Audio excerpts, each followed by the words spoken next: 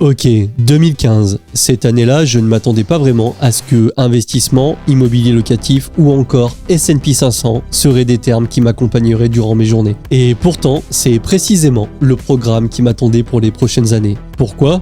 Parce que c'est exactement durant cette année que j'ai lu mon premier livre sur la bourse, que j'ai ouvert mon PEA, que j'ai commencé à me renseigner sur l'investissement immobilier locatif, investissement qui deviendra le maître mot jusqu'à aujourd'hui, qui m'aura permis d'acquérir une vingtaine de biens immobiliers, d'obtenir une solide expérience dans la rénovation immobilière, de l'expérience dans l'investissement boursier en prenant par exemple en pleine gueule les journées noires à coût de moins 10% lors du Brexit. Bienvenue Jérém dans le monde cruel et impitoyable des marchés financiers, bienvenue dans un monde où psychologiquement il vaut mieux avoir le niveau Sam Pay 8e dan pour survivre. Cela dit, c'est précisément en passant par ces tempêtes qu'on acquiert une solide expérience qui me permettrait quelques années plus tard de songer à faire un projet d'un tout nouveau genre. Projet qui allait conduire à écrire cette vidéo, mais avant de continuer, j'aimerais vous rappeler que vous êtes plus de 80% à regarder mes contenus et à ne pas être abonné. Donc si ce contenu vous plaît et que vous en voulez plus, eh bien abonnez-vous.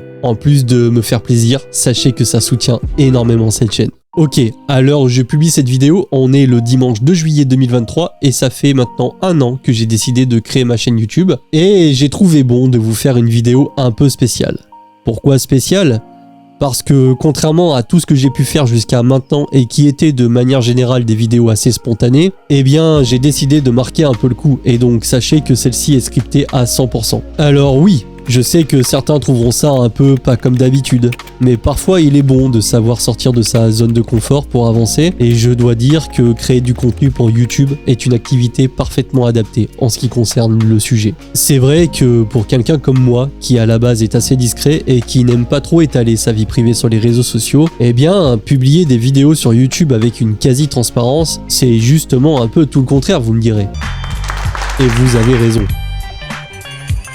Mais pour pouvoir transmettre des connaissances et partager de l'expérience, j'ai beau chercher, eh bien je n'ai pas trouvé mieux que la plateforme YouTube. Ça tombe bien parce que autant je ne suis pas spécialement fan des réseaux sociaux, autant YouTube est une plateforme sur laquelle je passe beaucoup de temps.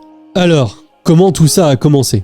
Eh bien, l'idée de créer une chaîne YouTube m'a été proposée la première fois par un collègue et ami de longue date qui est Surprise, lui aussi youtubeur, et qui possède à l'heure où j'écris ces lignes une chaîne de plus de 12 millions d'abonnés. Oui, je sais, ça fait beaucoup. À l'origine, je dois avouer que j'étais pas très chaud pour me lancer dans cette aventure, jugeant qu'à l'époque je n'avais tout simplement pas assez de connaissances pour en faire des vidéos, mais en réalité, même si je ne regrette rien, j'aurais dû l'écouter, puisque quelques mois après, et sans que personne ne s'en doute une seconde, eh bien nous allions entrer dans une époque un peu sombre, une époque où rester à la maison était devenu une obligation. Vous l'avez deviné, je parle bien sûr de l'époque Covid.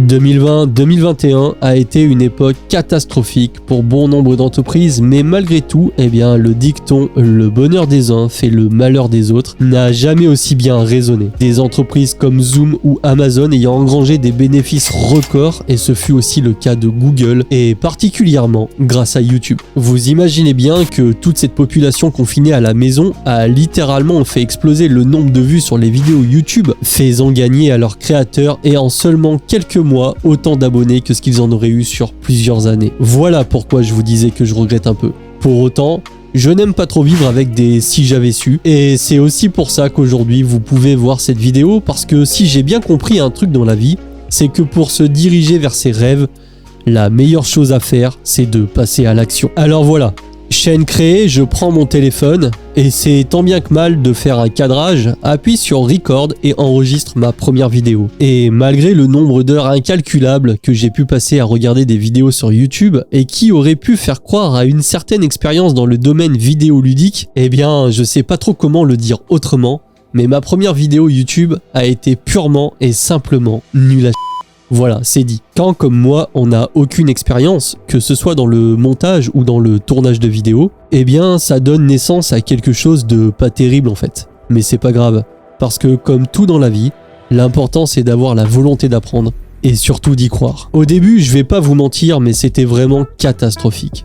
J'ai enregistré mes vidéos en posant littéralement mon téléphone sur une pile de manga pour régler la hauteur car je n'avais pas de pied. J'ai enregistré mes vidéos à la lumière du jour, ce qui a certains avantages, mais aussi pas mal d'inconvénients. Je passais des heures à faire un montage vidéo qui aujourd'hui me prend 30 minutes. Faut dire que quand t'as jamais mis les pieds sur Adobe Premiere Pro, c'est comme essayer de décrypter un plan de la Falcon X sans être ingénieur en aérospatial. Et histoire de s'enfoncer un peu plus loin dans les abysses du YouTuber niveau Bac-12, eh bien je n'avais pas de matos. Et pour enfoncer encore plus le clou, et vous allez sûrement vous retrouver dans ce que je dis, mais monter des vidéos de soi en écoutant sa voix pendant des heures, eh bien ça fait bizarre. Et j'aimais pas me voir à l'écran. Petit à petit, et à force de persévérance, de ponçage de vidéos YouTube sur comment améliorer le son de vos vidéos ou encore comment rendre une vidéo YouTube plus professionnelle, eh bien je suis doucement arrivé à un résultat que je qualifierais de correct. Pour arriver à ce niveau, eh bien je n'ai pas eu le choix que de publier, encore et encore, en essayant de me perfectionner à chaque fois, en travaillant mon oral, en améliorant mes montages. Pour ça, j'ai dû transformer une chambre en studio YouTube, ce qui, je l'avoue, m'a vraiment simplifié la vie en ce qui concerne la mise en place du background, et la case « Investir dans du matos professionnel » a également été une case obligatoire à cocher. L'iPhone 12 avec le micro-cravate, c'est bien, mais le Sony A7 III couplé de sa platine et de son micro professionnel, c'est mieux. Alors, c'est sûr que sur le moment, ça fait un budget.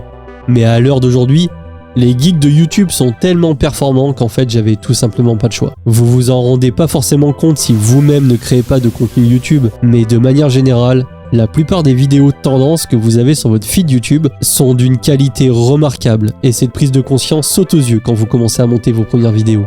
Alors, comment on gère tout ça? Eh bien, pas le choix.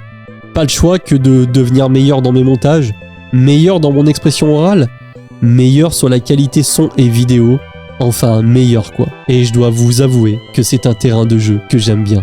Si vous regardez mes vidéos, vous savez que depuis longtemps, j'ai toujours eu ce côté autodidacte, cette recherche du perfectionnisme, le fait de vouloir devenir meilleur de jour en jour, et j'espère que mes vidéos reflètent cette détermination. Mais si j'ai décidé de faire cette vidéo, c'est pas forcément pour vous raconter tout ça, mais plutôt pour vous donner mon sentiment sur ce que cette chaîne m'a apporté sur le plan personnel. Et cerise sur le gâteau, mais le gars à l'écran qui à un moment donné vous mettez mal à l'aise, se transforme petit à petit en un bon pote qui vous donnerait presque envie de regarder ses vidéos, si ce n'était pas vous.